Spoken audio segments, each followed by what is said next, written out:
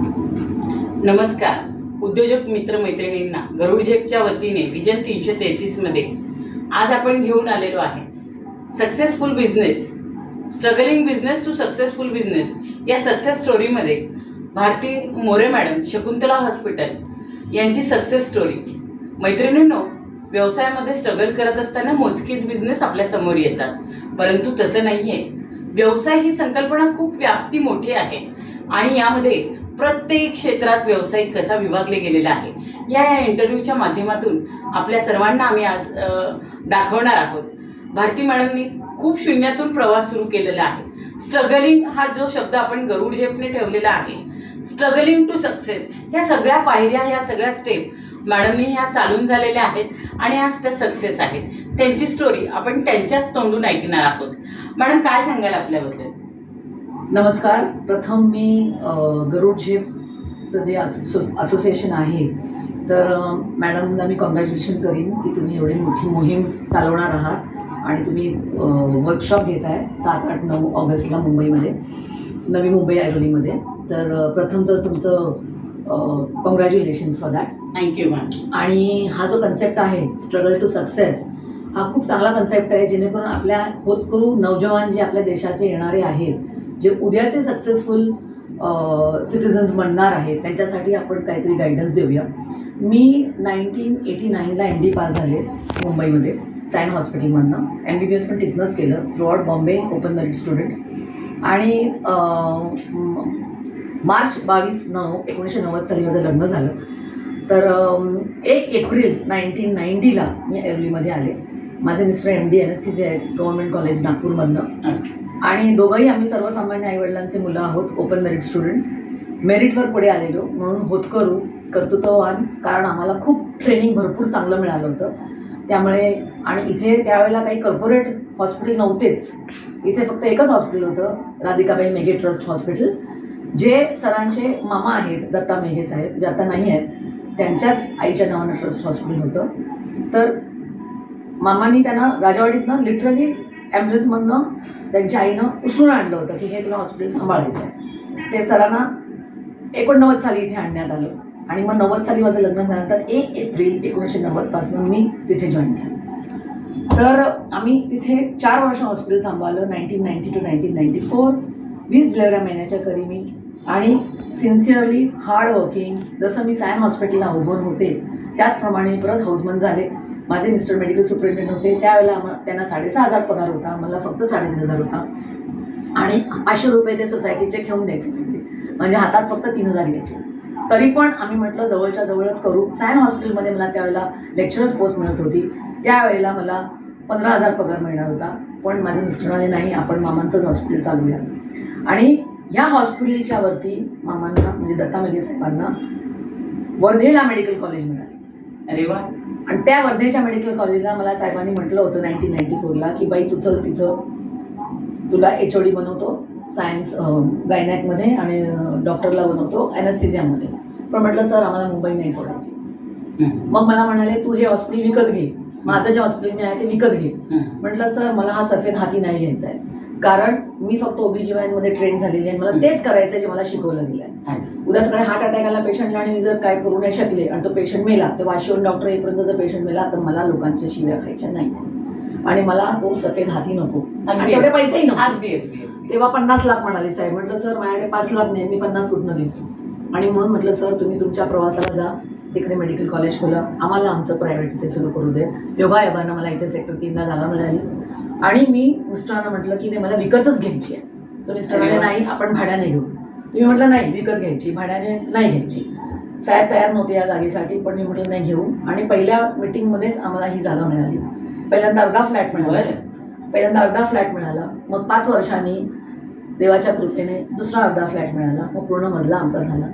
आणि असं आम्ही करत करत, पहिलं माझं हॉस्पिटल खूप सिम्पल होतं, परंतु 4 वर्ष मी ते राधिकाबाई मेघेमध्ये काम केलं, सिन्सिअरली हार्ड वर्किंग, अगदी निरपेक्ष, फक्त 3,000वरती माझं स्वतःचं समजून, अगदी प्रत्येक पेशंट माझा समजून सांभाळला मी. कधी कधी पेशंटच्या घरी पण गेले मी होम व्हिजिटला रिक्षानं, तर माझा नवरा चकित व्हायचा की ही मुलगी एवढी कशी इन्व्हॉल्ड आहे. म्हटलं नाही सर, मी हाडाची डॉक्टर आहे, आम्ही ओपन मेरिट स्टुडंट आहोत आणि आम्ही पेशंटचं चांगलं करण्यासाठी जन्म घेतलाय. म्हटलं मी पैशासाठी डॉक्टर झालेली नाही. आमच्या ही आईवडिलांनी जास्त अभिमानास्पद आमच्यासाठी. आमच्या आईवडिलांना हेच मला हितगुज दिलेलं आहे की नाही, तुम्ही पहिलं नाव करा, लोकांनी म्हटलं पाहिजे की ती डॉक्टर स्ट्रिक्ट आहे, कडक आहे, पण काम फर्स्ट क्लास आहे मॅडमचं, असं लोकांनी म्हटलं पाहिजे. आणि पैशासाठी आम्ही डॉक्टर नाही झालो. त्याच्यानंतर माझं हॉस्पिटल इतकं सिम्पल होतं, पण आयुर्वेदच्या पेशंटने माझ्यावर खूप विश्वास ठेवला. मी कार्यरत राहिले, पेशंट वाढत राहिले, माझ्याकडे खूप काम येत गेलं. आणि मग देवाच्या कृपेने मला दुसरा फ्लॅट मिळाला, मग पूर्ण मजला झाला माझा. आणि मग 2019 साली जेव्हा माझी मुलं मोठी झाली, माझी मुलगी डॉक्टर झाली MBBS जेजेत, माझा मुलगा आता PhD आहे, करतोय तो PhD फिजिक्समध्ये. मग ते मुलं म्हणाले, बाबा आता आईला चांगला दवाखाना करून द्या, आमचं सगळं झालं, आईला तिचा दवाखाना चांगला करू दे. आई आमची हुशार आहे, कर्तृत्ववान आहे, हार्ड वर्किंग आहे, सिन्सिअर आहे, अवेलेबिलिटी देते पेशंटना आज पण रात्री 2 वाजता. तेव्हा आम्हाला असं वाटतं की तिला चांगला दवाखाना द्यावा, कारण आम्ही आता ही आमच्यासाठी अभिमानास्पद गोष्ट आहे की एका कर्तृत्ववान मातेची देखील या माध्यमातून आम्ही सक्सेस स्टोरी दाखवतो आहोत. हा. आणि खूप छान की तुम्ही प्रोफेशन सांभाळत असताना मुलं देखील चांगल्या पद्धतीने शिकवली, मोठी केली आणि ती आई म्हणून तुम्ही सक्सेसफुलपणे जबाबदारी सांभाळलेली आहे. आम्हाला माता भगिनींना सांगायचंय, उद्योजक करत असताना तुम्ही एखादा स्टॉल लावताय, स्टॉलसाठी जाताय, परंतु घरची कर्तव्य देखील तुमची आहेत. तुम्ही तुमचं कर्तव्य करून बाहेर पडा. उद्योग करत असताना घर सांभाळण्याकडे दुर्लक्ष होता कामा नये. ती पण आपली जबाबदारी, ती पण आपल्याला समर्थपणे पेलायची आहे. सावित्रीबाईंनी स्त्री शिक्षण का दिलं, तर सावित्रीबाईंना माहिती होतं की हाफ पॅन्टीतली नऊवारीतली स्त्री सावित्रीबाईंना हाफ पॅन्टीत बघायची नव्हती.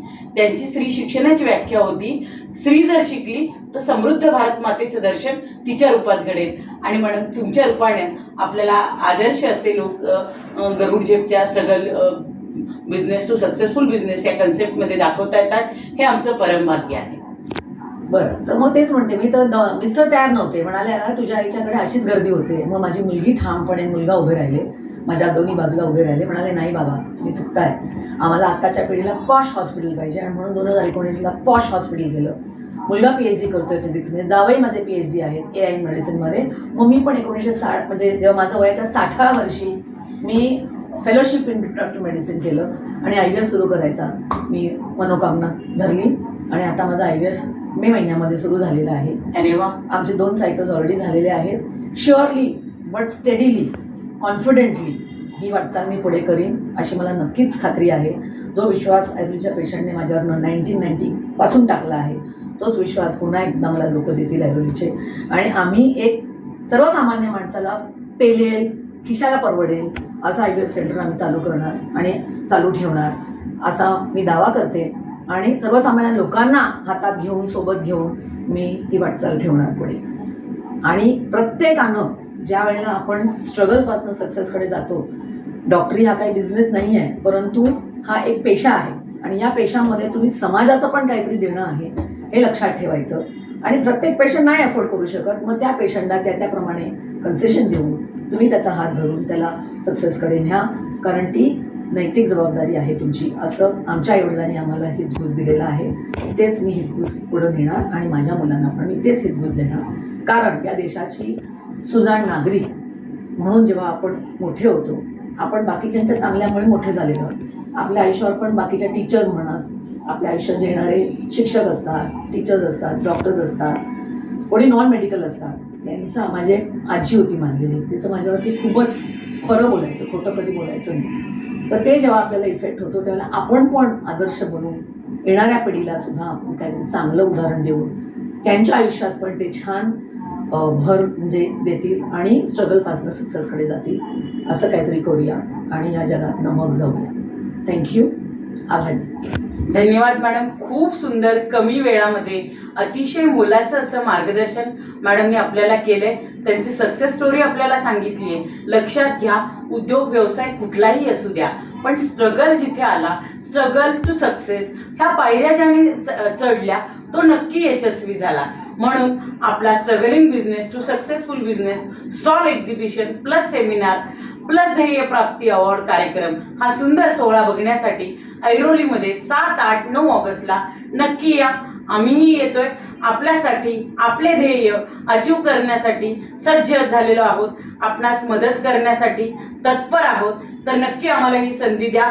गरुड झेप विजन 333 मध्ये सहभागी व्हा. धन्यवाद.